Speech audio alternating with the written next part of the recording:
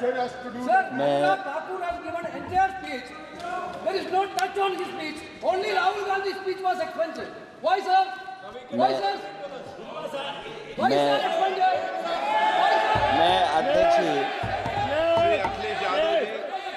मैं अध्यक्ष जी का धन्यवाद देना चाहता हूँ।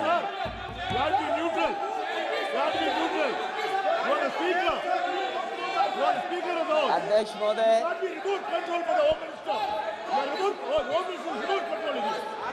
अध्यक्ष महोदय, अध्यक्ष महोदय, अध्यक्ष महोदय, मैं सबसे पहले आपका धन्यवाद देना चाहता हूं कि आपने मुझे अपनी पार्टी की तरफ से राष्ट्रपति जी के भाषण बोलने का मौका दिया है। अध्यक्ष जी, सत्ता पक्ष और विपक्ष दोनों लगातार अपनी बात रख रहे हैं। मैं सबसे पहले अध्यक्ष जी आपको और आपके साथ साथ सभी चुने हुए सांसदों को मैं बधाई और शुभकामनाएं देना चाहता हूं। साथ ही साथ मैं सबसे पहले देश के उन सभी समझदार और ईमानदार मतदाताओं को धन्यवाद जिन्होंने लोकतंत्र को एक तंत्र बनाने से रोका।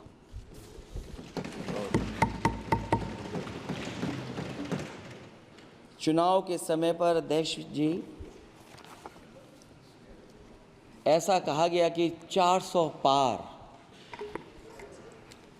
मैं समझदार जनता को फिर एक बार धन्यवाद दूंगा और मैं कुछ कहना चाहता हूं कि आवाम ने तोड़ दिया हुकूमत का गुरूर, दरबार तो लगा है पड़ा गमगीन में बेनूर है पर। अध्यक्ष महोदय, दरबार तो लगा है पर बड़ा गमगीन बेनूर है और पहली बार ऐसा लग रहा है हारी हुई सरकार विराजमान है। जनता कह रही है चलने वाली नहीं सरकार। अध्यक्ष महोदय, जनता कह रही है चलने वाली नहीं, ये गिरने वाली सरकार है। और क्योंकि ऊपर से जुड़ा कोई तार नहीं, नीचे कोई आधार नहीं, अधर में जो है अटकी हुई वो तो कोई सरकार नहीं। दरअसल पूरा इंडिया समझ गया है कि इंडिया ही प्रो इंडिया है। इस चुनाव में इंडिया अलायंस की नैतिक जीत हुई है। ये पीडीए इंडिया की सकारात्मक राजनीति, पॉलिटिक्स जो पॉजिटिव है, पॉजिटिव पॉलिटिक्स की जीत हुई है। ये इंडिया पीडीए की सोशल जस्टिस मुहिम की विक्ट्री है। 2024 का परिणाम हम इंडिया वालों के लिए जिम्मेदारी से भरा पैगाम भी है। और अगर हम यूँ कहें अध्यक्ष महोदय कि 15 अगस्त 1947 अगर उपनिवेशिक राजनीति से आज़ादी का दिन था तो 4 जून 2024 देश के लिए सांप्रदायिक राजनीति से आज़ादी का दिन रहा। ये सांप्रदायिक राजनीति के अंत और सामुदायिक राजनीति की शुरुआत है। जहां सांप्रदायिक राजनीति का अंत हुआ है वहीं सामुदायिक राजनीति की शुरुआत हुई है। सबसे अच्छी बात हुई ये है कि इस चुनाव में सांप्रदायिक राजनीति की हमेशा के लिए हार हो गई है।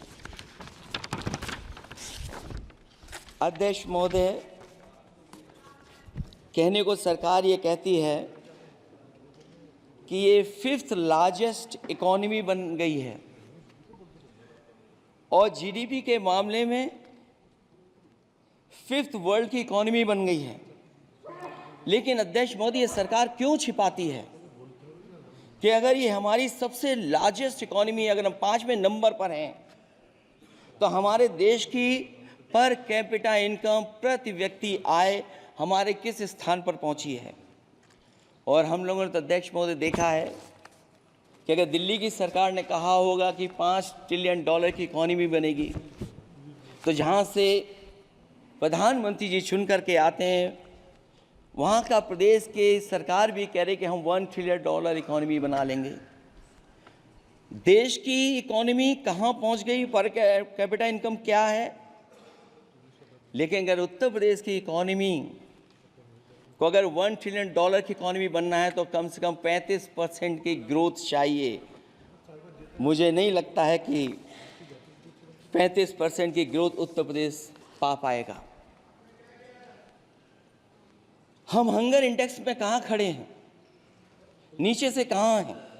जो 5th लार्जेस्ट इकॉनमी की बात कर रहे हैं वो इनइक्वालिटी के पैरामीटर पे कहाँ खड़े हैं, वो हैप्पीनेस इंडेक्स में कहाँ खड़े हैं।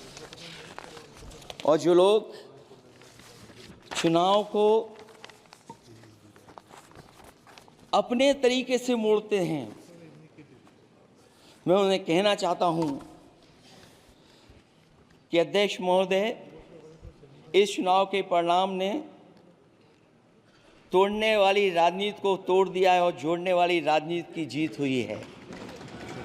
इस चुनाव में धन छल बल की नकारात्मक राजनीति की शिकस्त हुई है। ये चुनाव जो देश का हुआ, ये सकारात्मक राजनीति का नया दौर शुरू हुआ है। इस बार प्रो कॉन्स्टिट्यूशन वालों की जीत हुई है। हम मानते हैं संविधान ही संजीवनी है, उसी की जीत हुई है। ये संविधान मंथन में संविधान रक्षकों की जीत हुई है। अब ऊपर से नीचे की राजनीति का अंत हो गया है। अब नीचे से जो समाज की जो आवाज़ उठेगी वही राजनीति का आधार बनेगी। मैं कहना चाहता हूं कि देश किसी की व्यक्तिगत महत्वाकांक्षा से नहीं, जन आकांक्षा से चलेगा। मतलब अब मनमर्जी नहीं, जनमर्जी चलेगी। इस चुनाव का बड़ा पैगाम यही है।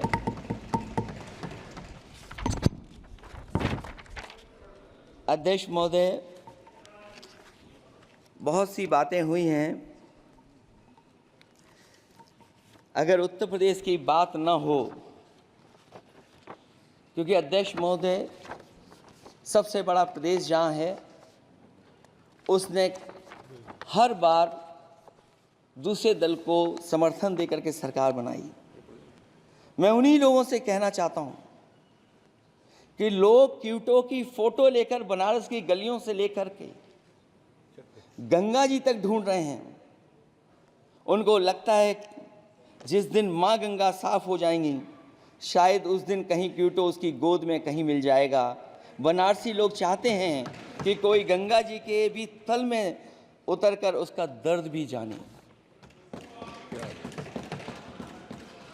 उत्तर प्रदेश की जनता का बस यही आग्रह है कि जिस गंगा जल को हाथ में लेकर सच कहने की कसम खाई जाती है, कम से कम उस गंगा जल से तो झूठ ना बोला जाए।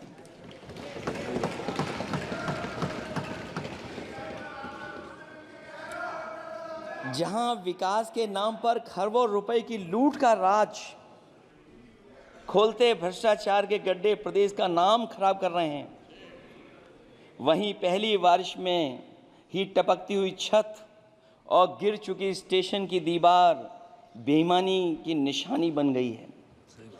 अध्यक्ष महोदय, विकास का ढिढोरा पीटने वाले इस विनाश की जिम्मेदारी कब लेंगे? और रही सच्चे विकास की बात, तो हमने जो सड़क बनाई उस पर हवाई जहाज उतरे थे और उत्तर प्रदेश की मुख्य नगरी में सड़कों पर नाव उतरी हैं। और अभी बारिश और हो जाएगी तो नाव से भी चलना पड़ेगा। यही स्मार्ट सिटी के जुमले का भी हाल है। न तो जाम से छुटकारा मिला, न बुनियादी सुविधाओं से कोई निजात मिली, न कोई बुनियादी सुविधाएं मिल पाई हैं। मुझे याद है अध्यक्ष महोदय, देश के प्रधान सांसद जी ने अनाथ पशुओं के बारे में बहुत कुछ कहा था। अनाथ पशुओं की समस्या से छुटकारा दिलवाने के लिए का वादा किया हुआ, लेकिन कई चुनाव बीत गए हैं, अभी तक गन्ने का भुगतान 2 हफ्ते का वचन जो दिया था, कहां दिया था? अब तो वचन देने वाले को भी याद नहीं है। हर बात को जुमला बना देने वाले लोगों के ऊपर से जनता का भरोसा उठ गया है। इसीलिए बहुमत की सरकार नहीं है, ये सहयोग से चलने वाली सरकार है। डबल इंजन के नाम पर उत्तर प्रदेश को टकराहट के सिवा कुछ हासिल नहीं हुआ है। उत्तर प्रदेश में प्रभुत्व की लड़ाई 2 लोगों को आपस में लड़ा रही है, लेकिन उसकी मार जनता को सता रही है। पिछले 10 सालों की उपलब्धि बस इतनी रही कि एक शिक्षा परीक्षा माफिया का जन्म हुआ। अध्यक्ष महोदय, जिस समय चुनाव में थे और उत्तर प्रदेश में वो हालात देखे हैं कि नौजवान जब भी तैयारी कर करके जाता था और परीक्षा दे करके लौटता था तो उसको पता लगता था कि पेपर लीक हो गया। और उत्तर प्रदेश में केवल एक पेपर लीक नहीं हुआ है, जितनी भी परीक्षाएं हुई हैं सब पेपर लीक हुए हैं। केवल उत्तर प्रदेश ही नहीं, मैं माननीय सांसद की तरफ से सुन रहा था, कई ऐसे प्रदेश हैं जहां पर परीक्षाएं देने तो बच्चे गए, लेकिन वहां भी पेपर लीक हो गया। और अभी जब 4 जून को रिजल्ट आया, उसके बाद जो बात उठी है, देश की सबसे प्रेस्टिजियस परीक्षा, उसका भी पेपर लीक हो गया। और आखिरकार ये पेपर लीक हो क्यों रहा है? सच्चाई तो ये है कि ये सरकार पेपर लीक इसलिए करा रही है कि सरकार नौकरी नहीं देना चाहती, रोजगार नहीं देना चाहती, उन नौजवानों का भविष्य नहीं बनने देना चाहती। पिछले 10 सालों की उपलब्धि बस इतनी रही है कि एक शिक्षा परीक्षा माफिया का जन्म हुआ है, जिसने तथाकथित अमृत काल में युवाओं के भविष्य की आशाओं को ही जहर दे दिया है। जो सरकार उम्मीद को मार दे, वरना तो वर्तमान को सुधार सकती है, न भविष्य को संवार सकती है। सरकार आशा का प्रतीक होनी चाहिए, निराशा का नहीं। जनता चाहती कि हर समस्या के लिए बीते कल को जिम्मेदार ठहराने के बहाने को सरकार छोड़े और आने वाले कल की बात करे। अगले 1000 साल के झूठे सपने दिखाने वाले अगले महीने होने वाली परीक्षाओं के लीक न होने की गारंटी कब लेंगे? जनता अब न तो किसी बहकावे में आएगी और न किसी के बहलावे फुसलावे में आएगी। जो लोग कहते हैं कि अमृत काल की बात करने वाले, जनता का जागरण काल आ गया है। आज इस सदन में नए राजनीतिक जागरण के अनेक प्रतिनिधि बैठे हैं। अब जब बात होगी तो सच्ची बात होगी और जनता को पूरी सच्चाई के साथ हम लोग अपनी जिम्मेदारी के साथ बात रखेंगे।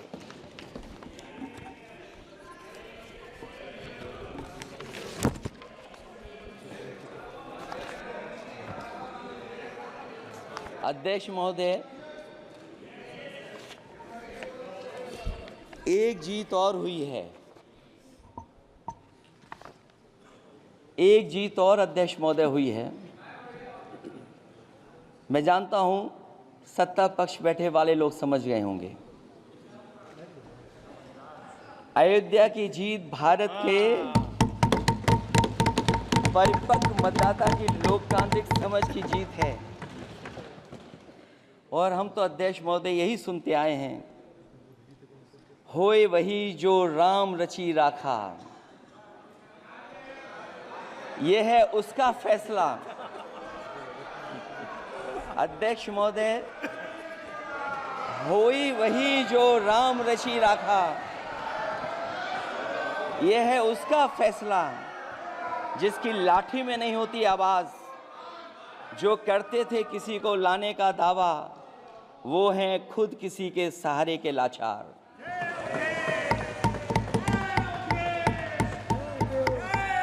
अध्यक्ष महोदय, मैं फिर कह देना चाहता हूं, होए वही जो राम रची राखा, यह है उसका फैसला जिसकी लाठी में नहीं होती आवाज, जो करते थे किसी को लाने का दावा, वो हैं खुद किसी के सहारे के लाचार। हम अयोध्या से लाए हैं उनके प्रेम का पैगाम, हम अयोध्या से लाए हैं उनके प्रेम का पैगाम, जो सच्चे मन से करते हैं सबका कल्याण। सदियों में जन जन गाता है जिनके गान, अभय दान देती जिनकी मंद मंद मुस्कान, मानवता के लिए उठता जिनका तीर कमान। अध्यक्ष महोदय, जो असत्य पर सत्य की जीत का है नाम, उफनती नदी पर जो बांधे मर्यादा के बांध, वो है अवध के राजा पुरुषोत्तम प्रभु राम। हम अयोध्या से लाए हैं उनके प्रेम का पैगाम।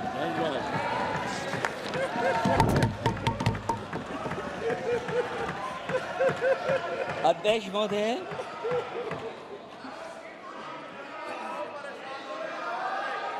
अध्यक्ष महोदय, कुछ बातें हैं।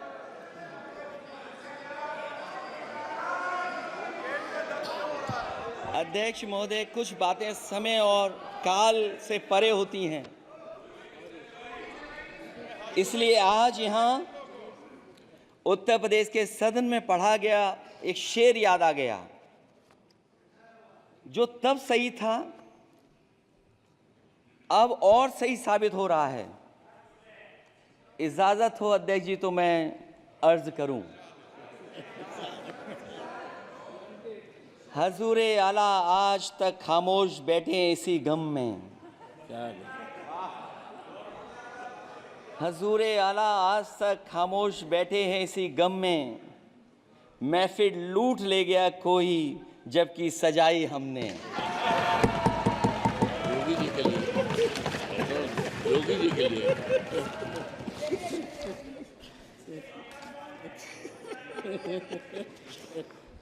अध्यक्ष महोदय,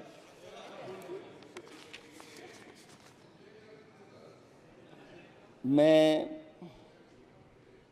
मॉडल ऑफ कंडक्ट जब चुनाव हुआ, लागू हुआ, उस समय मैंने देखा कि कुछ लोगों पर मेहरबान रही सरकार और कमीशन भी। कई मैं बहुत डिटेल में नहीं जाना चाहता हूं अध्यक्ष महोदय, लेकिन कहीं ना कहीं प्रश्न उस संस्था पे भी लगा है, और अगर उस संस्था पर प्रश्न लगा है तो लगाने वाली सरकार की वजह से लगा है। इसलिए अगर निष्पक्ष होगी वो संस्था तो न केवल हमारा लोकतंत्र स्वस्थ होगा, बल्कि हमारे लोकतंत्र और मजबूत दुनिया में दिखाई देगा। अध्यक्ष महोदय, ईवीएम पे मुझे कल भी भरोसा नहीं था, आज भी नहीं भरोसा। मैं 80 के 80 सीट जीत जाऊं तब भी नहीं भरोसा। और मैंने अपने चुनाव में कहा था अध्यक्ष महोदय कि ईवीएम से जीत करके ईवीएम हटाने का काम करेंगे। न ईवीएम का मुद्दा मरा है, न जाएगा खत्म। जब तक ईवीएम नहीं हटेगी हम समाजवादी लोग उस बात पर अड़ग रहेंगे। उत्तर प्रदेश अध्यक्ष महोदय वो प्रदेश है जिसने सरकार बीजेपी की बनवाई, एक बार नहीं 2 बार बनवाई, और उसी उत्तर प्रदेश के साथ कितना बड़ा भेदभाव, उत्तर प्रदेश के साथ बड़ा भेदभाव। मुझे याद है वो दिन जब प्रधानमंत्री जी एयरफोर्स के सबसे भारी वाहन हवाई जहाज से उतरे थे सड़क पर। वो अलग बात है कि उस प्रदेश के मुख्यमंत्री उनके साथ नहीं बैठ पाए थे, लेकिन वो एक्सप्रेस वे जो बना था और आज भी जो उत्तर प्रदेश में बन रहे हैं वो उत्तर प्रदेश के बजट से बन रहे हैं। लेकिन दिल्ली की तरफ से कोई एक्सप्रेस वे अभी नहीं दिया गया है। न केवल इंफ्रास्ट्रक्चर में भेदभाव हुआ है, बल्कि हमें याद है कि प्रधानमंत्री जी ने बड़े पैमाने पे गांव गोद लिए थे। और सोचिए, अगर देश के प्रधान सांसद अगर किसी गांव को गोद ले लें और उस गांव की तस्वीर न बदले, तो शायद मैं नहीं समझता हूं कि किसी गांव की तस्वीर 10 साल में बदली होगी। मुझे वो गांव जिसको उन्होंने गोद लिया, जो प्रधानमंत्री जी की आदर्श योजना थी उसके तहत जो गोद लिया गया था गांव, वो 5 वर्ष पहले खूब शोर हुआ था कि बनारस शहर की तरह डोमरी में चमचमाने लगेगा एक गांव। हकीकत में कुछ नहीं हुआ। उसकी दुर्दशा वैसी की वैसी है, जैसे था गांव वैसा ही का वैसा है। टूटी सड़कें, कच्ची पगडंडियां, उखड़े और टूटे हुए ईंट के खंजे, बदहाल हैंडपंप, पावरलूम और पंखे के जाली के कारखाने को आखिर कब तक रफ्तार मिलेगी जो उस गांव में काम होता था, लोग करते थे। खाली पड़े रसोई गैस के सिलेंडर, अंधाधुंध बिजली कटौती के बीच इस गांव के लोगों को हर सुबह मजदूरी की कभी ना खत्म होने वाली तलाश आखिर कब पूरी होगी। तो सोचिए, एक गांव की तस्वीर ये है। जो गांव कभी गोद लिया गया था, उस गांव की भी तस्वीर नहीं सुधर पाई है। जो भाजपा के स्मार्ट सिटी के झूठे सपने में गांव के लिए कोई जगह नहीं है।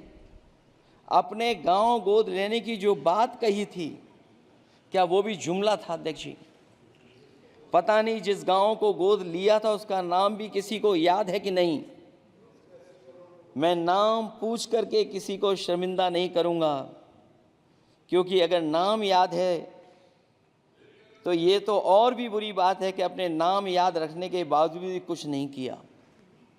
जिसे गोद लिया जाता है उसे अनाथ बनाकर छोड़ देना अच्छी बात नहीं है। और अगर तस्वीर अध्यक्ष महोदय बदली हो 10 साल में उन तमाम गोद लिए हुए गांवों की, तो मैं सत्ता पक्ष के लोगों से कहूंगा जरूर इस सदन में बात रखें, जरूर बताएं आप। जो बात कभी अध्यक्ष महोदय कास्ट सेंसस की उठी थी, हम उस कास्ट सेंसस के पक्ष में हैं कि बिना कास्ट सेंसस के सामाजिक न्याय संभव नहीं है। सबको हक दिला पाना मुश्किल है। अध्यक्ष महोदय, राष्ट्रपति जी के अभिभाषण में अग्निवीर को लेकर के जो चिंता विपक्ष की थी और देश के नौजवानों की थी, वो चिंता वैसी की वैसी बनी है। अध्यक्ष महोदय, मैं ये कहना चाहता हूँ, मैं खुद मिलिट्री स्कूल से पढ़ा हूँ। मेरे साथ के बहुत बड़े पैमाने पे लोग फौज में हैं। मैंने समय समय पे जो मेरे साथ पढ़े जो सीनियर थे उनसे भी जानकारी हासिल की है। बड़े बड़े ऑफिसर से मैंने पूछा है, वो शायद आपको न बता पाएँ, लेकिन दबी जुबान में उन्होंने कहा है कि देश की सुरक्षा के साथ अग्निवीर जैसी व्यवस्था लागू करने से समझौता हो रहा है। अध्यक्ष महोदय, किसी भी देश की सबसे बड़ी प्राथमिकता अगर कोई है तो वो देश की सीमाओं की सुरक्षा है। अग्निवीर जैसी व्यवस्था से कभी संभव नहीं है। अध्यक्ष महोदय, हम अग्निवीर व्यवस्था को कभी स्वीकार नहीं कर सकते हैं। आज नहीं कल, कल नहीं बाद में, जब कभी भी सत्ता में इंडिया गठबंधन आएगा, अग्निवीर व्यवस्था हमेशा हमेशा के लिए खत्म हो जाएगी। अध्यक्ष महोदय, जिन्होंने कहा कि हम आय किसानों की दोगुनी कर देंगे, आज किसान पूरा देश का देख रहा है कि उसकी आय कहाँ दोगुनी हो गई। और जिस तरह महंगाई बढ़ी है, सरकार बताए कि महंगाई इस बढ़ने पे उसकी आय कितनी होनी चाहिए। और जो इंफ्रास्ट्रक्चर की बड़ी बड़ी बातें की गई थी कि एमएसपी लागू करने के लिए एग्रीकल्चर सेक्टर का इंफ्रास्ट्रक्चर तैयार होगा, लेकिन जहाँ तक मैंने उत्तर प्रदेश में देखा है, अगर इस सरकार में एक भी नई मंडी बनी हो तो मुझे सरकार बता दे। अध्यक्ष महोदय, जो इंफ्रास्ट्रक्चर एग्रीकल्चर सेक्टर में बनाने की बड़ी बात कही थी, अगर सरकार की तरफ से एक भी मंडी 10 साल में बनी हो तो जरूर सरकार बताए। जो सरकार मंडी नहीं बना सकती है उस पर एमएसपी का भरोसा कैसे कर सकते हैं, जिन्होंने एमएसपी का भरोसा दिलाया था। हम अध्यक्ष महोदय आपके माध्यम से यही कहेंगे कि जो राष्ट्रपति के अभिभाषण में लीगल गारंटी एमएसपी को मिलनी चाहिए थी, वो क्रॉप्स को नहीं मिली है। न केवल फसलों को मिले बल्कि हॉर्टिकल्चर क्रॉप्स को भी एमएसपी देने का फैसला हो, जिससे कि हमारा किसान खुशहाल हो सके। साथ ही साथ ओपीएस की बात अभिभाषण में नहीं आई है। ओल्ड पेंशन स्कीम लागू हो, जिससे हमारे तमाम सरकारी कर्मचारियों का भविष्य बन सके। और देश की एक बड़ी आबादी जहाँ से मैं चुन करके आता हूँ, उत्तर प्रदेश, जहाँ बुनकर न केवल उत्तर प्रदेश बल्कि देश के कोने कोने में बुनकर समाज के लोग बड़े पैमाने पर रह रहे हैं, लेकिन बुनकरों को जो सुविधाएं मिलनी चाहिए वो भी इस सरकार में नहीं मिल पा रही हैं। जो प्रदेश सरकारों ने कभी बुनकरों के लिए योजनाएं चलाई थीं वो भी अध्यक्ष महोदय बंद कर दी हैं। मैं अंत में इतना ही कहना चाहूँगा कि इस सरकार ने नौजवानों को नौकरी नहीं दी है, नौकरी और रोजगार उनसे छीने हैं, बहुत नौकरी छीनी है। इसलिए मैं कहना चाहता हूं अध्यक्ष जी, इसलिए मैं कहूँगा कि आपके राज में न नौकरी की उम्मीद है न रोजगार, क्योंकि आपने छोटे कारोबारी तक को इतना छोटा बना दिया है कि न तो वो अपना पेट भर सकता है न किसी को नौकरी पर रख सकता है। जो कुछ पद निकलते भी हैं तो उन पर लेटरल एंट्री के नाम से पिछले दरवाजे से कुछ खास संगी साथियों को रख लिया जाता है। आरक्षण का हक नॉट फाउंड सुटेबल के नाम पर हड़पा जा रहा है। और अध्यक्ष महोदय, आरक्षण के साथ इतनी खिलवाड़ किसी सरकार ने नहीं की होगी जितनी खिलवाड़ इस सरकार ने की है। जहां सरकारी नौकरियां नहीं दी जा रही हैं, और सरकारी नौकरियां इसलिए नहीं दी जा रही हैं क्योंकि उन्हें आरक्षण देना पड़ेगा। जिस प्रदेश से मैं आता हूं वहाँ सबसे बड़े पैमाने पे नौजवान बेरोजगार है। और पिछले 10 साल में जो पेपर उन्होंने लीक कराए हैं वो इसीलिए कराए हैं क्योंकि नौकरी ना देनी पड़े, और अगर नौकरी देनी पड़ेगी तो उन्हें आरक्षण भी देना पड़ेगा। ये जानबूझ करके सरकार नौकरी और आरक्षण के साथ खिलवाड़ कर रही है।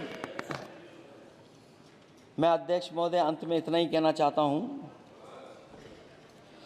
आशा है ये सरकार तब तक चलेगी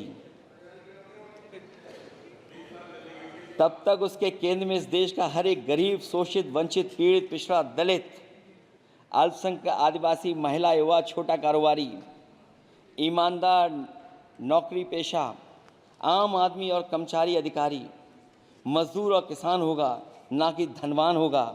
और शासन के आधार पर संविधान होगा। वह जुमलों की जगह सच में महंगाई, बेरोजगारी, भ्रष्टाचार, गरीबी, भुखमरी, सांप्रदायिक हिंसा, दलित व महिला उत्पीड़न, सामाजिक अन्याय जैसे मूलभूत मुद्दों का समाधान होगा।